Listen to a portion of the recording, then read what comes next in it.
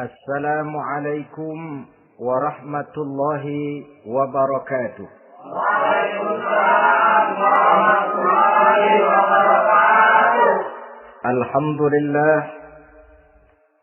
Alhamdulillahil jabbaril qahhar, al-azizil ghaffar, khaliqil jannati wan nar. Wassalatu wassalamu ala sayyidina wa maulana Muhammadinil Mukhtar wa ala alihi wa ashabihil adhar. Amma ba'du. Saudara-saudara kaum muslimin rahimakumullah. Pada pertemuan kali ini kita akan membicarakan tentang neraka dan calon-calon penghuninya. Sesungguhnya kalau kita bicara tentang neraka, artinya kita bicara tentang akhirat. Dan kalau kita bicara tentang akhirat, kita bicara tentang alam gaib yang merupakan salah satu dari rukun iman yang 6, percaya kepada alam gaib. Kalau sudah bicara alam gaib, maka ini di luar batas kemampuan nilai-nilai ilmiah dan di luar batas kemampuan renungan filsafat. Ilmu pengetahuan akan buntu kalau sudah membicarakan alam gaib. Artinya, kehidupan di akhirat itu tidak bisa diteliti secara ilmiah. Filsafat pun akan ngambang kalau sudah membicarakan kehidupan di alam gaib. Karena itu kalau kita kembali kepada logika, jika kita ingin mengerti tentang caranya membuat bangku, kita pergi ke tukang bangku dan bertanya kepadanya. Kita ingin mengerti cara membuat mobil, kita pergi ke tukang mobil, ke bengkel mobil dan bertanya kepada ahlinya.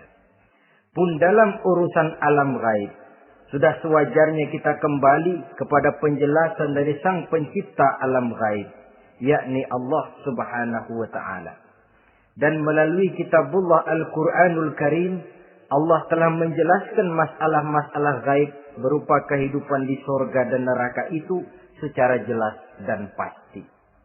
Dengan kata lain, di dalam membicarakan tentang neraka ini, yang menjadi dasar daripada pemikiran kita adalah rasa iman kepada Allah Subhanahu wa ta'ala.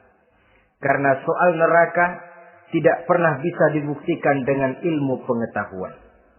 Tidak bisa diselidiki sebab orang yang sudah pulang ke sana pun tidak pernah kembali lagi kemari untuk kita tanya bagaimana hal ihwal keadaan di sana. Saudara-saudara kaum muslimin rahimakumullah. Neraka dalam istilah Quran selalu disebut dengan narun, yaitu suatu tempat di akhirat nanti yang wujudnya berupa api yang bergejolak, bernyala dengan teramat dahsyatnya, sehingga dapat mengelupaskan kepala setiap orang dan menjulang ke hati. Diriwayatkan oleh Imam Bukhari dan Muslim bahwa Rasulullah sallallahu alaihi wasallam pernah bersabda, "Narukum hadhihi allati tuqiduna juz'un min 70 jazaan min harri jahannam." Qalu, "Wallahi in kanat lakafiyatun ya Rasulullah." Qala, "Fa innaha fadlat bi 69 jazaa." Apimu yang kamu pakai di dunia ini, kata Nabi, untuk memasak, untuk menyalakan lampu, api yang kau pakai di dunia ini cuma satu bagian kecil dari 70 kali bagian panasnya neraka jahanam. Sahabat waktu itu terperanjat lalu berkata, "Wallah, in kanat lakafiyatun ya Rasulullah." Ya Rasul, api di dunia ini saja sudah cukup untuk menghanguskan kami, untuk menghanguskan apa yang ada. Bersabda Rasulullah sallallahu alaihi wasallam, maka sesungguhnya api neraka itu dilebihkan panasnya dengan 69 kali daripada panasnya api di dunia ini. Jadi sepanas-panasnya api yang pernah kita rasakan di dunia ini, maka api di neraka nanti 69 kali lebih panas dari api yang kita rasakan paling panas di dunia. Hadis yang senada dengan penjelasan ini di samping Jawahirul Bukhari, kita bisa menemukannya dalam Mukhtasar Tazkiratul Qurtubi dan Mukhtasar Ibnu Abi Jamrah misalnya. Saudara-saudara kaum muslimin rahimakumullah. Sehingga boleh jadi seringan-ringan azab penduduk neraka di akhirat nanti, kata Nabi, seorang yang di telapak kakinya diletakkan kerikil neraka yang sangat kecil, lalu mendidih otaknya. Itu seringan-ringannya. Di tapak kakinya diletakkan kerikil neraka yang oleh karena panasnya lalu mendidih otaknya. Itu yang paling ringan. Nggak apa-apa. Cuma segitu aja. Di telapak kakinya ditaruh kerikil, otaknya lalu jadi mendidih karena menahan panas. Pantas kalau satu hari Luqmanul Hakim pernah memberikan nasihat kepada anaknya. Kata beliau, anakku, kerjakanlah dosa seberapa kekuatanmu menanggung azab Allah. Dan laksanakan ibadah seberapa hajat dan keperluanmu kepada Allah. Berapa banyak hajatmu kepada Allah, begitulah kamu harus beribadah. Kalau kamu merasa tidak berhajat dan tidak perlu apa-apa kepada Allah, ya tidak usah ibadah. Logikanya kan begitu. Saudara-saudara, dalam hidup ini ada nggak yang nggak perlu kepada Allah? Ada nggak? Seluruh kita memerlukan Allah. Karena itu Luqman betul dengan bahasa diplomatis. Anakku, kerjakan ibadah seberapa hajatmu kepada Allah. Makin banyak hajatmu kepada Allah, makin banyak hendaknya kamu melaksanakan ibadah. Tapi kalau kamu sudah merasa bisa hidup tanpa Allah, persilahkan kamu tidak usah ibadah. Sebaliknya, kerjakan dosa seberapa kekuatanmu menanggung azab siksaan Allah. Kalau merasa sudah belajar ilmu kebal, kira-kira di neraka nanti nggak apa-apa, persilahkan kerjakan dosa sebanyak-banyaknya.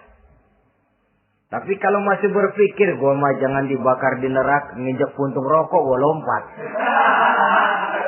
Kalau masih berpikir ke situ, ya hati-hati, saudara-saudara. Nah, sebagaimana surga, neraka pun ada pintu-pintunya. Dan yang melalui pintu-pintu itu sesuai dengan dosa yang dia kerjakan pada waktu kehidupannya di dunia ini. Jadi setelah manusia diadili, mereka kumpul di padang mahsyar beramai-ramai. Yang mendapat kitab di tangan kanan, yang selamat dari proses pengadilan, yang sudah nyata lebih banyak kebaikannya daripada kesalahannya, wajah mereka berseri-seri. Tapi yang rapotnya merah, yang timbangannya lebih banyak kejahatannya, mereka mukanya udah pada gulem. Di tengah itulah kedengaran pernyataan dari Allah Subhanahu wa taala.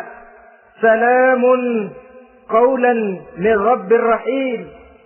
Ada ucapan selamat dari Allah, Tuhan yang Maha Pengasih dan Maha Penyayang. Salamun alaikum. Selamatlah kamu, wahai orang-orang yang kelak akan sampai ke surga. Yang lulus di pengadilan dapat ucapan selamat dari Allah. Tapi pada saat itu juga Allah mengatakan, wamtazul yawma ayyuhal mujrimun. Pada hari ini, semua orang-orang yang kurang ajar, supaya minggir. Wamtazul yawma ayyuhal mujrimun. Orang-orang yang durjana, kelompok durhaka, para pembuat dosa, misah hari ini, minggir semuanya. Kamu akan digiring ke dalam neraka. Saudara-saudara kaum muslimin rahimakumullah. baik mereka yang akan menuju surga, baik mereka yang akan masuk ke dalam neraka, sama melintasi satu jembatan yang melintang di atas neraka.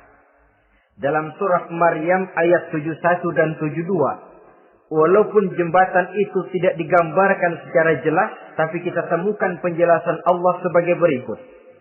Wa inna minkum illa wariduha, kana ala rabbika hatman maqdiyya, thumma nunajjil ladzina taqaw wa nazaru adh-dhalimina fiha jasiyya.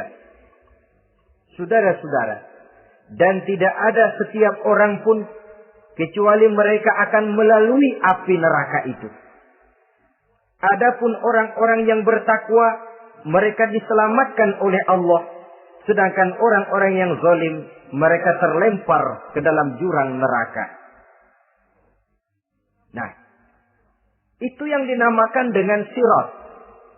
Ada memang riwayat menjelaskan bahwa sirat itu kecilnya seperti rambut dibelah 7, tajamnya lebih tajam dari mata pedang. Tapi dalam banyak hal, orang lewat di atas sirat itu bergantung kepada amalannya waktu dia hidup di dunia ini. Maka jangan heran ada orang yang lewat di atas sirat itu seperti kilat. Lep, sudah sampai di surga. Ada yang lewat di atas sirat itu seperti orang terbang. Ada yang lewat di atas sirat itu seperti orang lari. Ada yang seperti jalannya unta. Ada yang merangkak. Ada yang gelantungan. Ada yang sudah hampir sampai ke tepian sana untuk masuk ke dalam surga. Terpeleset nyemplung juga ke dalam neraka. Sesuai dengan amalan pada waktu mereka hidup di kehidupan dunia yang sekarang ini. Saudara-saudara kaum muslimin rahimakumullah. Apabila orang terperosok lalu masuk ke dalam neraka, bagaimanakah ihwal keadaan di neraka? Panasnya sudah kita jelaskan tadi. 70 kali lipat dari sepanas-panasnya api di dunia ini. Lalu orang-orang yang masuk ke dalam neraka, mereka juga mendapat pakaian, makanan, minuman, perhiasan. Tapi makanannya, minumannya, perhiasannya lain dengan orang-orang yang sampai di surga.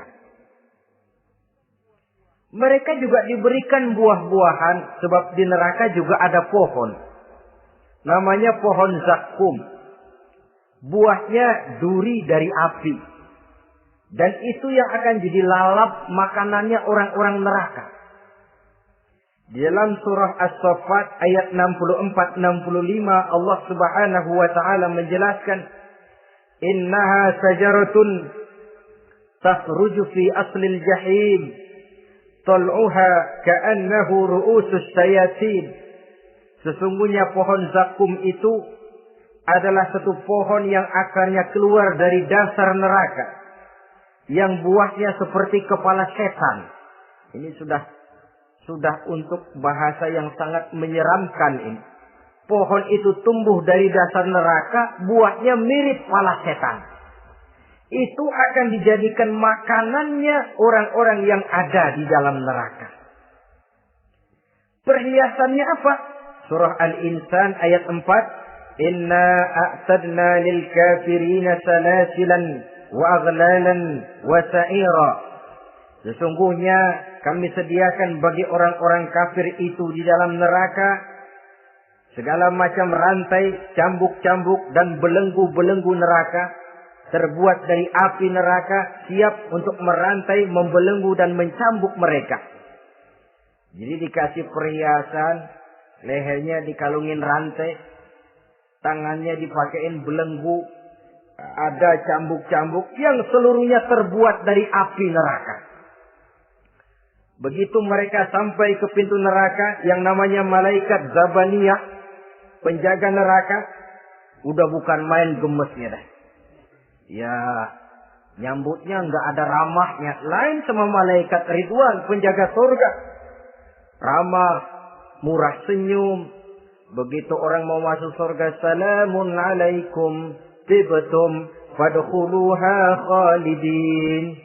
Keselamatan atas kamu, sungguh kamu telah beruntung. Sekaranglah masuk kamu ke dalam surga dan kekalah tinggal selama-lamanya di sana. Ramah, murah senyum, selamat datang, selamat tiba di tempat yang penuh kenikmatan. Mari persilahkan. Ini malaikat Ridwan. Malaikat Malik, malaikat Zabaniyah lain lagi. Dia nungguin pabrik. Habis menerima, matanya melotot. Ini dia. Manusia-manusia kurang ajar. Yang waktu di dunia sudah datang para rasul, sudah turun agama. Sudah datang Al-Quran tapi belagak pilon. Ini loh. Nih, rantai. Belenggu. Lalu dirangkeng. Dimasukkan ke dalam neraka. Na'udzubillah, summa na'udzubillah. Saudara-saudara, lalu terpikir oleh kita, kalau begitu panasnya api neraka, sekali lempar orang terus mati dong. Ya enak kalau boleh begitu sih. Begitu dilempar ke neraka terus mati, enak. Ternyata tidak. Kepedihan neraka adalah kepedihan yang kekal dan terus menerus. Tidak satu saat pun orang-orang di dalam neraka pernah merasakan kesenangan. Tidak sesaat pun. Kali semenit kayak ngaso. Enggak, terus menerus berada dalam kepedihan yang tiada tara. Al-Quran menjelaskan, kullama nadijat juluduhum baddalnahum juludan ghairaha. Apabila hancur kulitnya, kami ganti dengan kulit yang baru. Supaya apa? Liyazukul azab. Biar dia rasain azab. Rasain dulu. Hancur kepalanya, buletin lagi. Hancur kulitnya, bikin lagi. Berantakan isi perutnya, disempurnakan lagi, digiling lagi. Terus menerus begitu. Tidak sedetik pun penduduk neraka itu pernah mengalami istirahat. Barangkali pakai jam istirahat lumayan. Ini enggak ada. Ada bel, keneng, istirahat, azab dicabut. Tidak. Terus menerus dan selalu begitu. Satu detik saja pun mereka tidak pernah istirahat dari siksaan dan azab yang mereka terima. Saudara-saudara kaum muslimin rahimakumullah. Lalu bagaimana keadaan mereka? Ada orang-orang di dalam neraka itu yang dikenakan pakaian dari api neraka. Luar biasa. Dikasih pakaian dinas dari api. Kemudian kepalanya dituangi air yang sedang mendidih. Yang dengan tuangan air itu dihancur luluhkan segala isi perutnya dan kulit-kulitnya. Setelah itu mereka dicambuk dengan cambuk-cambuk dari besi. Apabila mereka hendak keluar dari neraka, mereka dicampakkan kembali ke dalamnya. Dan dikatakan kepada mereka, rasakan siksaan yang membakar ini. Dalam surah Al-Hajj ayat 19 sampai 22, kita bisa simak firman Allah Subhanahu wa taala. Fallazina kafaru qutti'at lahum thiyabun min nar يصب من فوق رؤوسهم الجحيم يسحر به ما في بطونهم والجلود ولهم مقامع من حديد كلما أرادوا أن يخرجوا منها من غم أعيدوا فيها وذوقوا عذاب الحريق نعوذ بالله ثم نعوذ بالله. Diberikan pakaian dari api, melolong, menyayat dia, memilukan, merintih dan meraung-raung. Lalu kepalanya diguyuri dengan air yang sangat mendidih. Hancur luluh isi perutnya. Masih dicambuk lagi dengan cambuk-cambuk dari besi. Mereka merambat. Mereka meraung. Mereka hendak lari. Mereka ingin keluar dari neraka. Tapi tiap kali mereka merambat ingin keluar, ditarik lagi. Kalau cari kita, ayo, mau kemana lo? Apa kata malaikat penjaga neraka? Zuku azabal harik. rasa ini. Makan pencarian lo waktu di dunia. Saudara-saudara, lalu ada pula siksaan penduduk neraka itu, di mana dahi, lambung dan punggung mereka dipanggang dengan api neraka. Allah karim. Kita di dunia ini tertusuk paku saja waktu berjalan, sudah bukan main pedihnya. Tertusuk duri saja, sudah bukan main pedihnya. Ini punggungnya, lambungnya, macam disate, dipanggang dari api neraka. Dalam At-Taubah ayat 35, kita temukan firman Allah, "Fi nari jahannam fatukwa biha ibahuhum wa junubuhum wa zuhuruhum." Na'udzubillah, summa na'udzubillah. Kemudian ada pula penduduk neraka itu yang disiksa, lehernya diikat dengan rantai. Mereka spontan diseret-seret dengan sekeras-kerasnya dan dilemparkan ke dalam lautan air yang sedang mendidih. Kemudian mereka dibakar dalam api yang bergejolak dan menyala-nyala. Pada surah Al-Mu'min ayat 71 dan 72, Allah Subhanahu wa taala menjelaskan, "Izil aghlalu fi a'nakihim wassalasil yushabuna fil hamim thumma fil nari yusjarun." Ketika belenggu dan rantai dipasang di leher mereka supaya mereka diseret ke dalam air yang sangat panas, kemudian mereka dibakar dalam api.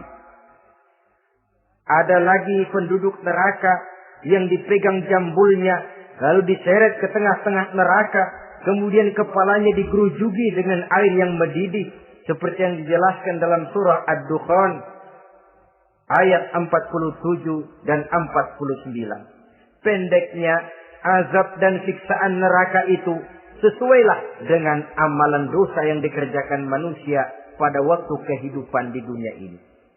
Maka dalam puncak perjalanan Mi'raj misalnya, kepada Rasulullah sallallahu alaihi wasallam diberikan berbagai macam penglihatan sebagai contoh dan tamsil dari kehidupan di dunia ini. Sejak dari penglihatan di jalan sampai kepada penglihatan surga dengan segala kenikmatannya dan neraka dengan seluruh azabnya. Seluruhnya merupakan contoh teladan. Misalnya dalam perjalanan ketika hendak Mi'raj itu, sebelum berangkat Rasul disodorkan 2 minuman. Segelas berisi arak, segelas lagi berisi susu. Kata malaikat Jibril, "Ambillah salah satu minuman itu ya Muhammad." Lalu Rasul dengan tidak ragu-ragu, mantap betul beliau mengambil gelas yang berisi susu, lalu beliau minum.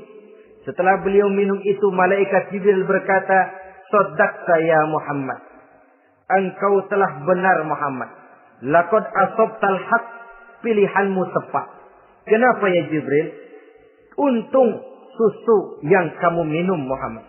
Kalau arak yang kamu ambil, pasti umatmu bakal jadi umat yang teler semua. Ini pun satu contoh buat kita semua, bahwa dalam kehidupan kita selalu berhadapan dengan susu dan arak, berhadapan dengan hak dan batil, berhadapan dengan benar dan salah. Maka hati-hati kita jangan sampai salah pilih karenanya. Lalu yang ada kaitannya dengan persoalan kita, penglihatan yang diberikan Allah kepada beliau di neraka. Beliau melihat sekelompok orang dilontari kepalanya dengan batu dari api neraka. Tiap kali dilontari kepala itu hancur berkeping-keping, berantakan otaknya. Lalu dibulatkan kembali. Setelah kepala itu bulat kembali, disambitin lagi. Menjerit, meraung, merintih kesakitan, hancur kepalanya, berantakan otaknya. Lalu dibulatkan lagi, terus menerus begitu, tidak pernah berhenti. Sampai Rasul bertanya, "Ya Jibril, ini orang kenapa kepalanya dilontari dengan api neraka sampai hancur lalu dibulatkan kembali?"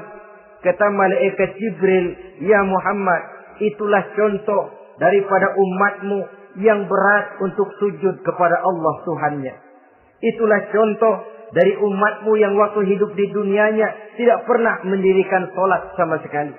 Sombong yang paling sombong adalah sombong kepada Allah. Artinya tidak mau sujud kepada Sang Maha Penciptanya. Jadi barangkali saudara punya cita-cita atau keinginan, saya mau yang ini saja. Persilahkan, gak usah sembahyang. Lalu ada lagi sekelompok kaum. Perutnya besar, sebesar rumah. Dililit dengan kala dan ular dari api neraka. Diseret-seret dia di jurang neraka. Dipatoki ular, hancur perutnya. Dibulatkan lagi perut itu. Diseret kembali, hancur lagi. Dibulatkan lagi.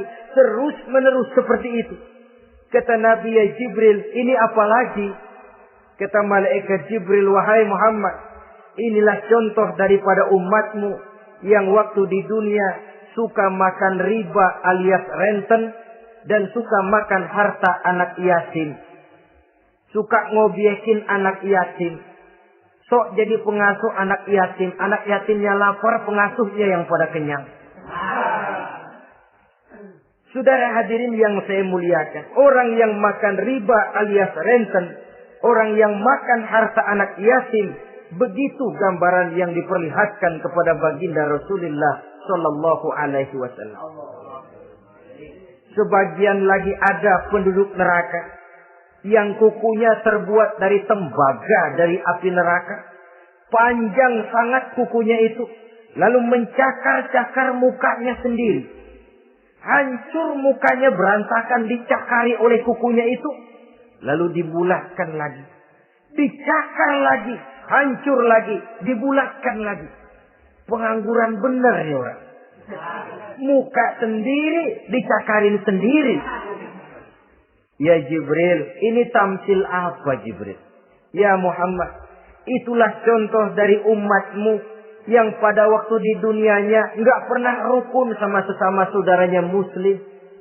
Suka nyari aib orang lain. Suka ngejelekin orang lain padahal orang lain itu saudaranya seakidah. Kan sama dengan nyakar muka sendiri namanya. Menepuk air di dulang, terpercik muka sendiri. Kejelekan saudaranya dikorek-korek. Aib saudaranya diobral di pasar umum. Orang macam itu nanti.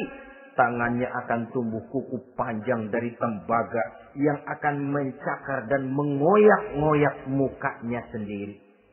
Itu kita bisa lihat nanti. Oh ini yang waktu di dunia suka ngorek-ngorek kesalahan orang tuh. Lagi pada nyakarin mukanya.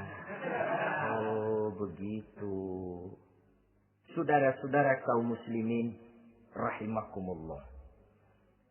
Oleh karena itu Nabi ajarkan kita, tuba liman saghalahu aibuhu an uyubin nas. Beruntung orang yang aib dan kekurangan pada dirinya menyebabkan dia sibuk sampai enggak sempat ngorek-ngorek aib dan kekurangan orang lain.